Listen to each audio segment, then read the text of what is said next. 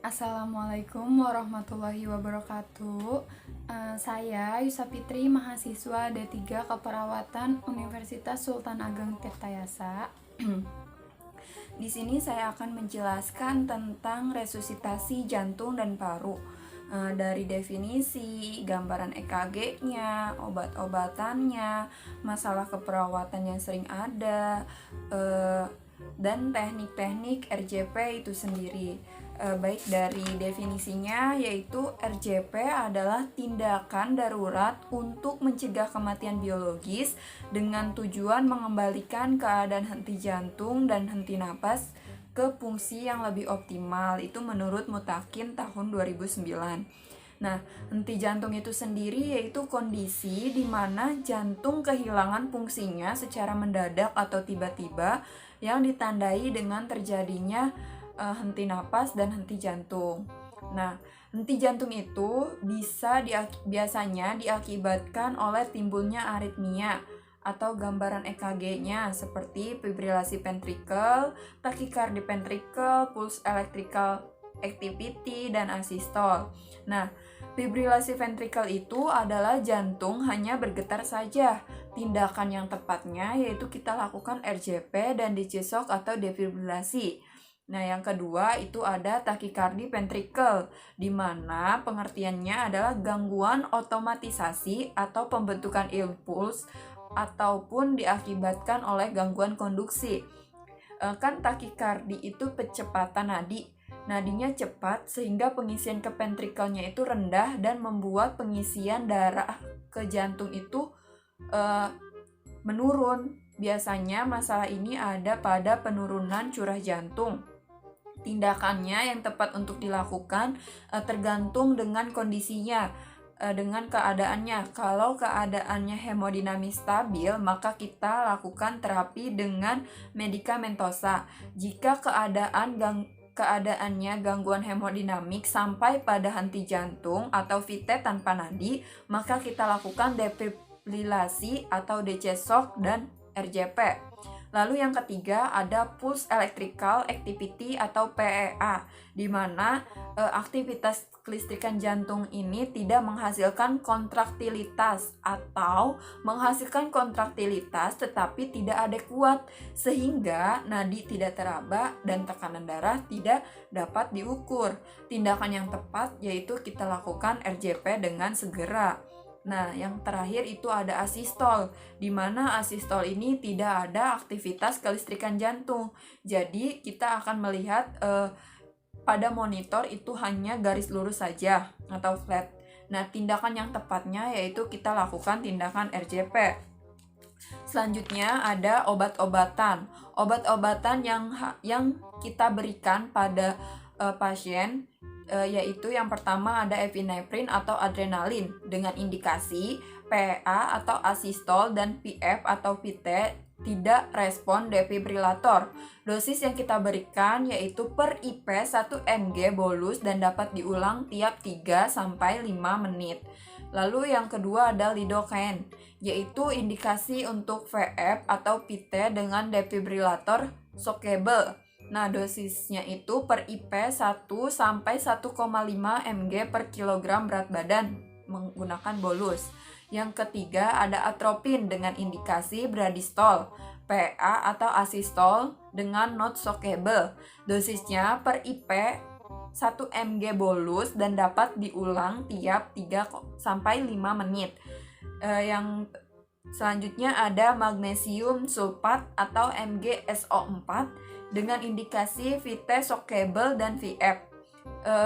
Dosisnya per IP 1-2 mg dilarutkan dalam 10 cc D5 dan diberikan dalam 1-2 menit untuk VT dan diberikan segera dibolus dengan cepat untuk PF.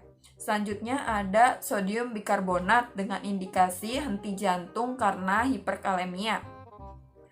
Lalu ada masalah-masalah keperawatan yang sering muncul pada pasien dengan gangguan perfusi serebral, gangguan pertukaran gas, penurunan curah jantung, gangguan ventilasi spontan, nyeri akut, dan resiko cedera.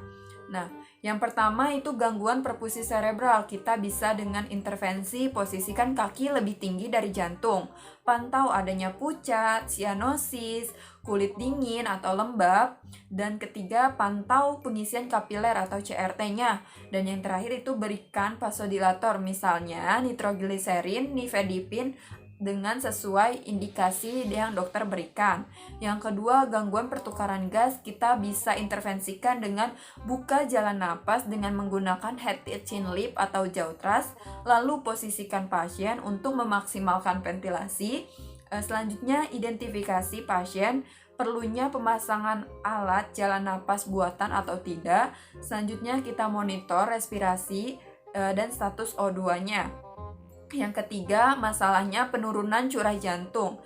Dengan intervensi, kaji kulit terhadap pucat dan sianosis, pantau tekanan darah, palpasi nadi perifernya, berikan O2 tambahan dengan kanula nasal atau masker dan obat dengan sesuai indikasi yang dokter berikan, lalu kita lanjutkan dengan pijat jantung. Selanjutnya ada gangguan ventilasi spontan. Dengan intervensi, auskultasi suara napasnya, catat area penurunan atau ketiadaan ventilasi dan adanya suara napas tambahan. Pantau adanya kegagalan pernapasan yang akan terjadi, menjaga potensi jalan napas, dan aturlah penggunaan perangkat oksigen yang memudahkan untuk mobilisasi.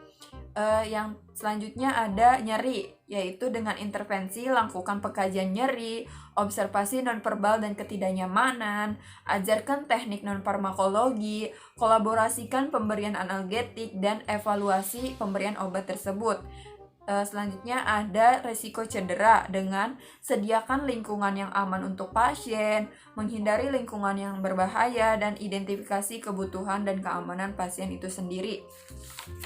Oke, selanjutnya saya akan menjelaskan tentang teknik RJP. Menurut AHA tahun 2010, teknik RJP yaitu dengan DRS-CAB. Mengapa? Karena menurut beliau masih ada sisa O2 dari napas terakhir di paru-paru dan aliran darah, dan waktu yang terbuang dikala membuka jalan napas dan pemberian napas mouth-to-mouth itu sulit dilakukan oleh orang yang belum terlatih. Oleh karena itu beliau mengangkat teknik ini dengan alasan tertentu. Nah, jadi yang pertama itu D, di mana D itu danger atau bahaya. Bahaya di sini kita bisa artikan kita harus mengamankan 3A, yaitu aman pasien, aman lingkungan, dan aman penolong atau aman diri kita sendiri. Kita bisa juga dengan memanggil korban tanpa sentuh, respon tanpa sentuh, dengan memanggil papa tanpa sentuhan. Yang kedua yaitu R, respon atau kesadaran, dengan memanggil korban, menepuk bahu, atau bisa menggunakan dengan rangsangan nyeri. Nah, yang ketiga itu S, yaitu shout for help, di mana kita memanggil bantuan, bisa memanggil bantuan kepada orang sekitar, bisa memanggil bantuan dengan menelpon rumah sakit atau terdekatnya, dan meminta tolong untuk menyaksikan kita melakukan RJP. Nah, selanjutnya kita sirkulasi atau peredaran darah, di mana kita lakukan cek nadi dan pola napas korban secara bersamaan. Nah, jika tidak ada nadi dan tidak ada napas, maka kita lakukan pompa jantung dengan 30 kali. Setelah cek, kita lakukan A, airway atau jalan napas. Pastikan tidak ada sumbatan pada jalan napas atau tidak ada benda asing yang menyangkut pada jalan napas itu sendiri. Yang selanjutnya ada breathing, di mana kita berikan bantuan napas pada korban sebanyak 2 kali. Setelah itu kita lanjutkan kompresi lagi. RJP itu dilakukan selama 2 menit atau 5 siklus sebelum pada tahap evaluasi korban. Satu siklus terdiri dari 30 kompresi dan 2 kali napas buatan. Nah, dengan kedalaman 2 inci atau 5 cm. Selain itu, kita juga harus memperhatikan hal-hal sebelum kita melakukan RJP. Jadi yang pertama, posisi tangan ini pada saat kita melakukan pemompaan itu harus lurus dan vertikal, jangan terlalu condong ke depan ataupun ke belakang, dan juga pandangan kita atau penolong itu harus ke wajah korban. Yang kedua, pada saat memberikan bantuan napas pada korban, kita lakukan dengan teknik head tilt chin lip atau jaw thrust. Kita lihat apakah ada jejas atau tidak pada bagian lehernya.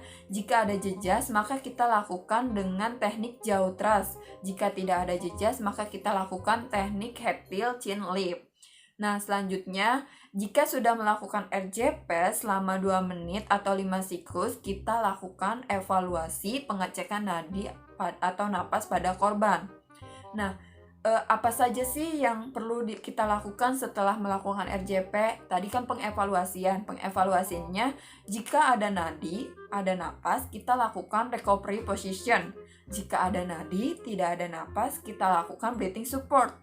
Jika tidak ada nadi dan tidak ada napas juga, kita lakukan RJP kembali. Nah, RJP itu kita lakukan sampai kapan? Sampai korban sadar atau ada respon, sampai bantuan datang, sampai kita penolong itu kelelahan.